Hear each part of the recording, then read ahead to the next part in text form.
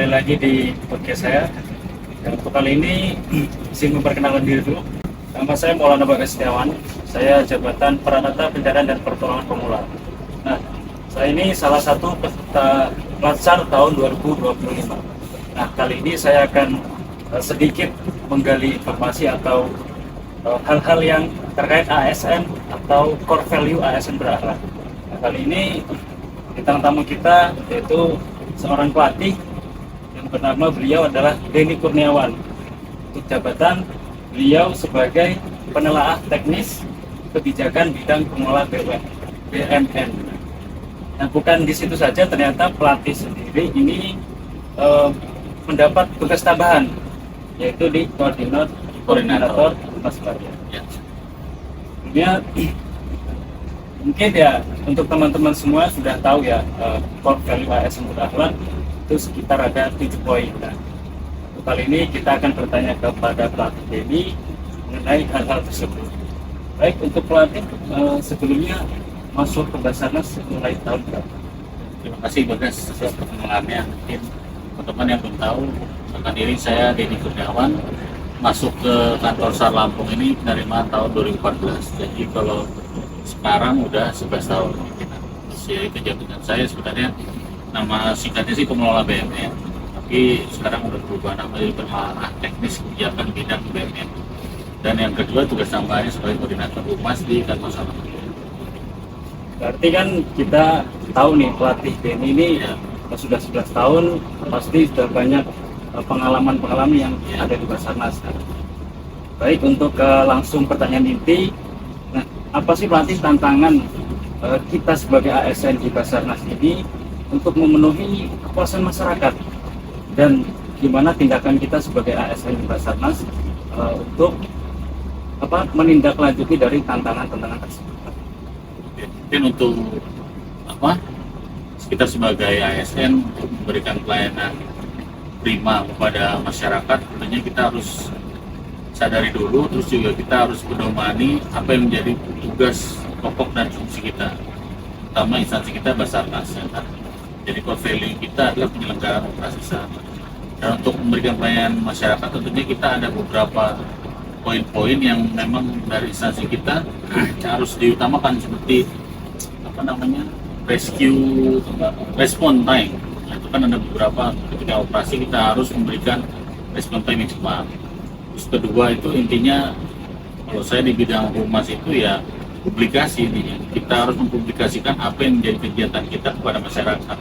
Itu salah satu contoh pelayanan kepada masyarakat juga. Nah, tangannya ya kita nggak ada yang tahu ya, misalnya respon masyarakat seperti apa. Yang penting terhadap pelayanan masyarakat itu kita juga harus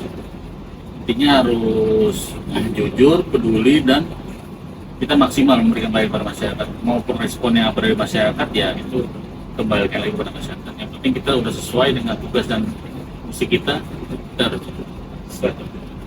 Kan intinya kita sebagai pelayan masyarakat ini mau itu dinilai positif atau negatif, ya, kita harus memberikan pelayanan yang terbaik. Untuk pertanyaan yang kedua, ini mengenai tentang akuntabel.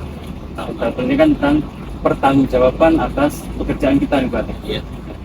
Bagaimana sih bentuk tanggung jawab kita terhadap tugas dan pekerjaan yang telah menjadi atau dipercayakan kepada kita? Ya. Untuk tanggung jawab untuk dari sisi transparansi dan jujur itu, ya kita dalam memberikan laporan yang akan disampaikan kepada masyarakat, kita harus itu apa adanya gitu. Apa yang kita lakukan, apapun, misalnya positif ya positif, negatif ya negatif. Tentunya apabila hasilnya negatif atau laporan yang kita hasilkan negatif, ada perbaikan di kedepannya. Jadi tentunya ada evaluasi dan ada perbaikan ke depannya sehingga masyarakat bisa menganggap itu menjadi hal yang positif. Seperti dalam bidang publikasi ya, tentunya kita harus transparan dan jujur apa yang kita perbuat, apa yang ada di lapangan ya itu harus kita sampaikan. Tapi kan kita di Basarnas ini menerima saran dan kritikan, betul, yang bertujuan untuk membangun Basarnas dari institusi kita sendiri. Nah, saja untuk pertanyaan yang ketiga nih Pelatih.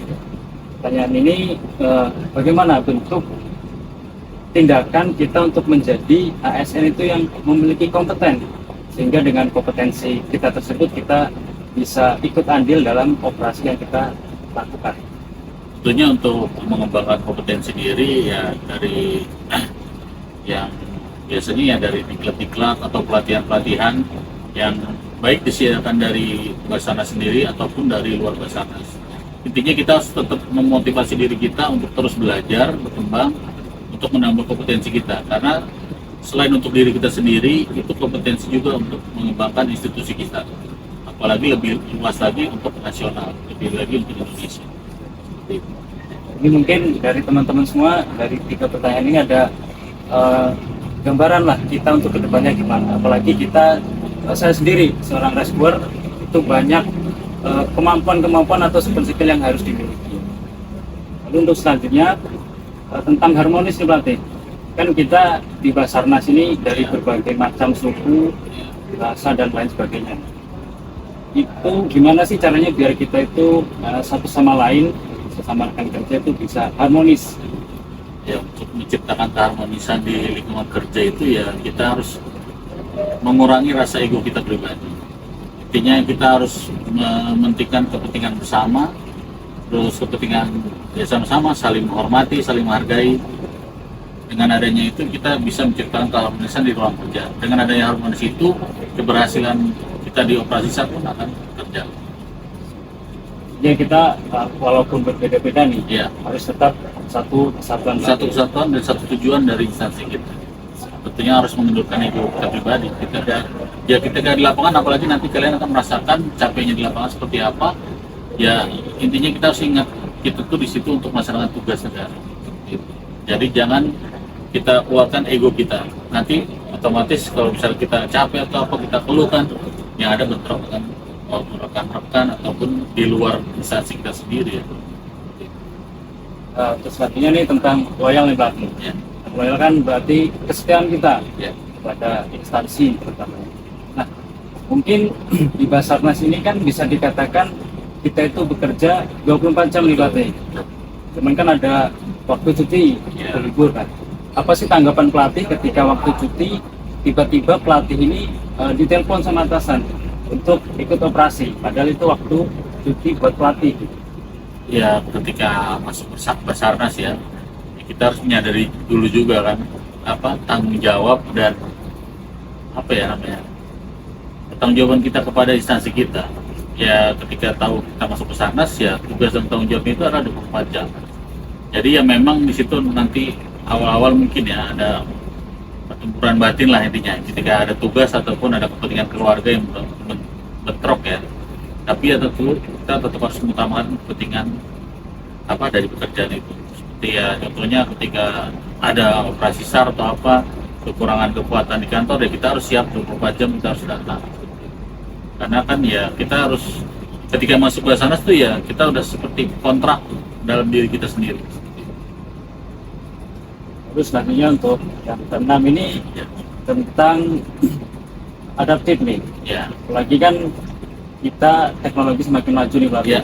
Semakin ke depan perkembangan zaman teknologi semakin ada aja perubahannya. Nah, tanggapan pelatih sendiri nih mengenai hal-hal baru baik teknologi maupun dari tingkah laku generasi ke generasi. Tanggapan Ya. pelatih itu gimana? Hal tersebut. Untuk adaptif ini mungkin untuk yang teknologi dulu ya pertama.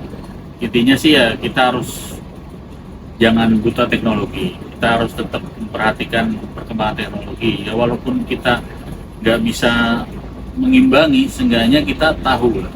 Terus juga kita ya sama generasi yang ibaratnya generasi kalian sekarang, kita harus tetap mau belajar juga. Mungkin dalam hal apa ya hal teknologi kalian lebih maju ya kita harus menerima dan kita mempelajarinya. Intinya jangan menutup pikiran kita, open minded. Jadi harus menerima perkembangan itu, terus juga kita harus mau belajar. Terus kalau untuk yang generasi ya itu dia, kita sebagai mungkin generasi yang sebelumnya harus memahami. Terus juga ya intinya kita nanti akhirnya akan sebagai orang tua pun kita harus mengalah ya. Tentunya kalian ini kan generasi penerus, nanti harus tentu lebih semangat ataupun lebih maju lah dibanding senior-senior kalian. Jangan sampai kalian malah di belakangnya senior kalian. Ya. Untuk yang terakhir ini tentang kolaboratif. Ya. Pertama kita kan mungkin dari generasi saya, generasi pelatih mungkin ada perbedaan Gap. waktu gap. Betul. Nah, itu gimana caranya pelatih biar kita itu nggak ada gap, nah, supaya kedepannya dalam melaksanakan tugas dan pekerjaan di Basarnas ini bisa saling menguatkan gitu Pak. Ya, untuk hal kolaboratif intinya kunci pentingnya itu adalah komunikasi. Intinya komunikasi itu terus dijalin ya antar senior, junior ataupun potensi SAR di luar institusi kita ya. Intinya jangan kalau ada kita butuh aja baru kita komunikasi, tapi komunikasi yang intens itu biasanya yang melancarkan usaha kita, baik tugas utama kita maupun ya di luar kita. Lebihnya lagi ya mungkin di hal-hal ya kayak pribadi kita ada kebutuhan dengan orang lain yang bisa nilai plus kan. Kita di potensi SAR ada yang dari kepolisian, dari rumah sakit, itu mungkin dapat nilai plus juga kalau kita sering intens sama mereka berkomunikasi atau seperti itu. Kuncinya adalah komunikasi. Berarti kan untuk kolaborasi ini nggak pas kita butuh aja Pak, Betul. ya? Tapi harus bisa berkelanjutan Iya. untuk kedepannya. Berkala lah, intinya kita harus berkomunikasi berkala. Nah, mungkin untuk teman-teman semua kita bisa mengambil nih dari ketujuh poin-poin tadi. Nah, kita sebagai ASN yang berakhlak itu harus gimana? Apalagi kita yang mengabdi kepada Basarnas. Mungkin yang terakhir nih pelatih, apa sih pesan-pesan buat kami yang masih CPNS hingga nanti bisa menjadi PNS dan menjadi PNS yang berkualitas pelatih, apalagi di instansi kita Basarnas ini. Mungkin ya pesannya yang paling utama adalah pedomani tugas dan fungsi kalian sebagai Reskor di Basarnas. Dari tugas dan fungsi kalian sendiri, kalian udah tahu harus berbuat apa, dan ya jangan menutup diri, intinya terus berkembang dan menerima masukan dari mana aja, dari senior, dari pimpinan, dari rekan-rekan potensi. Intinya mau mengembangkan diri dan ya percaya tujuannya itu hanya untuk mengembangkan diri, ya gak ada kerugian pada itu. Nah ini ya, terima kasih banyak nih untuk pelatih yang Ya. menjadi salah satu role model nih di kantor Serapung.